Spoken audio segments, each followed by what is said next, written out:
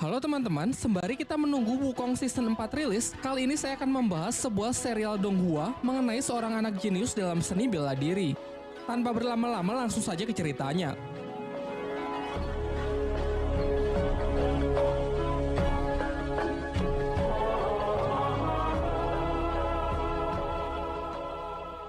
Adegan pertama diperlihatkan seekor rubah putih yang tengah berlari menghindari kejaran para pasukan yang mengincar batu pusaka yang ia bawa.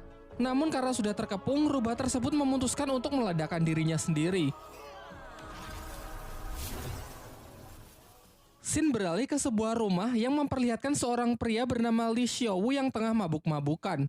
Hal ini karena pada 6 tahun yang lalu ia gagal mengalahkan petarung dari klan lain dalam sebuah turnamen antar klan yang membuatnya depresi selama bertahun-tahun. Putranya yang masih kecil bernama Lindong berlari keluar sembari mengingat masa lalu dari sang ayah pada 6 tahun silam.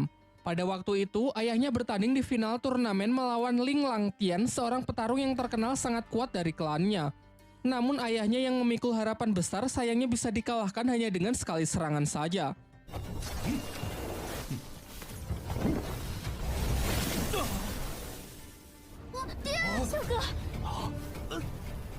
Tak hanya itu, Ling Langtian juga mengambil aura milik ayah Lingdong. Singkat cerita, beberapa tahun pun telah berlalu dan Lindong kini telah tumbuh remaja.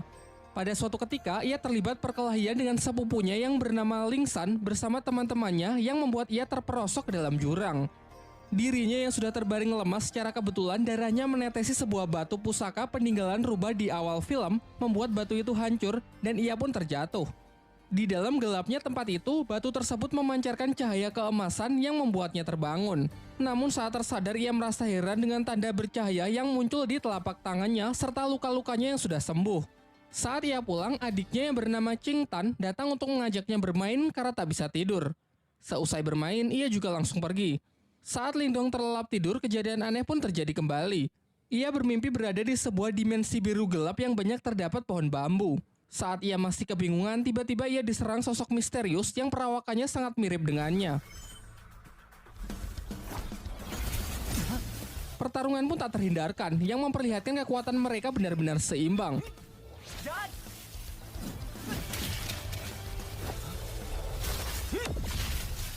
Di pagi harinya saat ia terbangun, ia dikagetkan dengan suara adiknya yang berteriak dari luar. Ternyata kelompok Lingsan datang dan mengganggu Qing Tan untuk merebut rumput obat yang ia bawa. Lingdong yang bergegas datang mencoba melindungi adiknya dari anak-anak berandalan tersebut.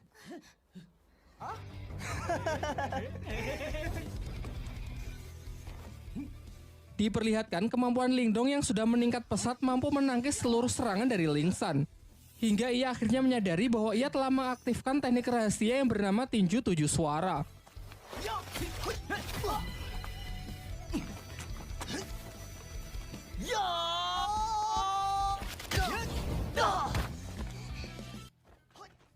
Untung saja pertarungan yang semakin serius itu akhirnya dapat dihentikan oleh kakak Lingsan yang diketahui bernama Lin Hong.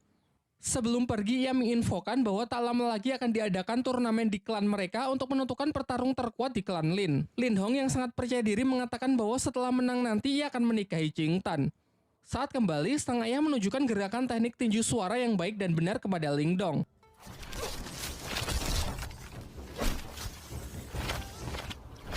Ia pun berjanji akan melatih Lingdong menggunakan berbagai teknik lainnya guna mempersiapkan diri untuk mengikuti turnamen. Di malam harinya, tiba-tiba Lingdong melihat Qing Tan yang menggigil kedinginan karena auranya yang keluar tak terkendali. Secara mengejutkan, tanda cahaya di tangan Lingdong menyerap aura dari adiknya tersebut dan mengubahnya menjadi 3 mutiara. Berkat itu, keadaan Qing Tan pun mulai membaik. Dan sebagai hadiah, Lingdong memberikan mutiara tersebut kepada adiknya dengan syarat kejadian ini harus dirahasiakan, termasuk dari kedua orang tuanya. Keesokan harinya, Lingdong kembali memulai latihannya dan berhasil meningkatkan ketahanan tubuhnya. Selain itu, kini secara sadar ia bisa memasuki dimensi rubah dan tempat itu ia jadikan sebagai tempat latihan. Bayangan dirinya yang waktu itu menyerangnya sekarang bisa ia manfaatkan sebagai sparring dalam latihan bertarungnya. Singkat cerita, hari turnamen pun telah tiba. Di putaran pertama, Ling Hao bertarung melawan adiknya sendiri, yakni Lingsan. Dari segi kekuatan, kecepatan maupun pengalaman bertarung jelas sang kakak lebih unggul. Di putaran kedua, Qing Tan maju sebagai penantang selanjutnya karena tak ingin dinikahi oleh Ling Hao. Namun lagi-lagi Ling Hao menunjukkan kemampuannya yang memang berada di level yang berbeda. Tak lama setelah itu, Ling Dong akhirnya datang dan maju sebagai penantang terakhir. Dalam pertempuran itu, semua dibuat sangat terkejut melihat peningkatan kekuatan tempur Ling Dong, ditambah lagi ia mampu menggunakan teknik tinju 7 suara. Belum lagi peningkatan durability-nya yang mencapai level tinggi dapat menahan seluruh tekanan yang diberikan oleh Ling Hao. Tak hanya mampu menangkis seluruh serangan dari lawannya, Ling Dong yang mampu mempraktekkan latihannya di dalam dimensi lain dapat melancarkan serangan-serangannya yang secara akurat membuat Ling Hao sangat kewalahan.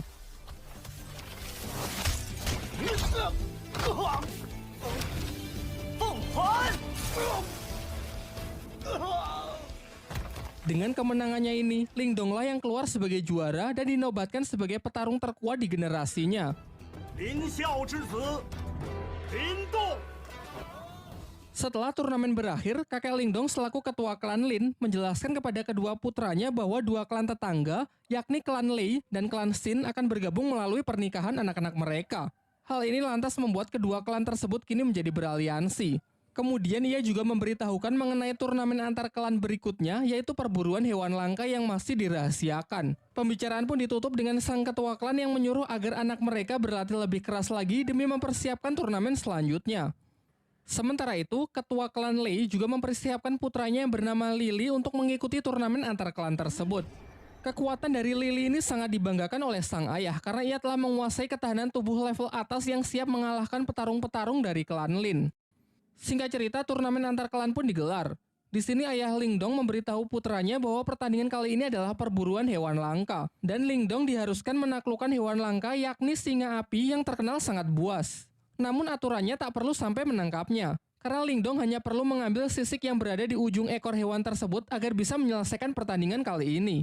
Diperlihatkan semua peserta pun telah berkumpul termasuk putra dari tuan rumah yakni bernama Wu Yun. Di awal-awal saja ketegangan sudah terjadi di antara para peserta karena Lily yang terlalu menyombongkan dirinya. Singkatnya aturan pun dibacakan di mana mereka harus mendapatkan sisik singa api agar bisa memenangkan pertandingan dan dilarang keras untuk berusaha saling membunuh satu sama lain. Ketika Ling Dong bersama adiknya berusaha menemukan singa api, ternyata Lily bersama timnya berhasil menemukannya terlebih dahulu. Namun mereka terlihat kesulitan menaklukkan hewan buas tersebut. Sementara itu dari kejauhan, Ling Dong hanya mengamati mereka dan menunggu kesempatan yang tepat untuk bertindak. Sampai muncullah dari belakang tim Wu Yun yang menawarkan kerjasama. Wu Yun berencana menyerang si singa api saat hewan itu sudah kehabisan tenaga akibat pertarungannya melawan tim Lily. Merasa hal ini cukup menguntungkan, Ling Dong pun sepakat dengan rencananya dan bersedia menjalankan kerjasama tersebut. Setelah menunggu momen yang tepat, mereka pun bersama-sama menyerang tim Lily. Ling Dong menyuruh Wu Yun untuk fokus kepada si singa api, sementara ialah yang akan menghadapi Lily.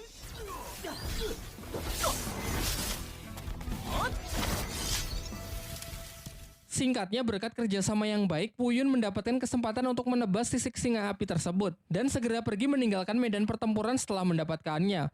Sayangnya Wu Yun yang terlalu senang akhirnya lengah dan masuk ke dalam jebakan Lily yang sebenarnya sudah disiapkan untuk menangkap si singa api.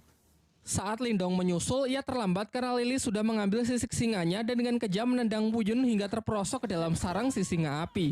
Ling Dong yang memiliki jiwa setia kawan mengabaikan sisik singa itu dan segera menyusul Wu Yun untuk mencoba menyelamatkannya.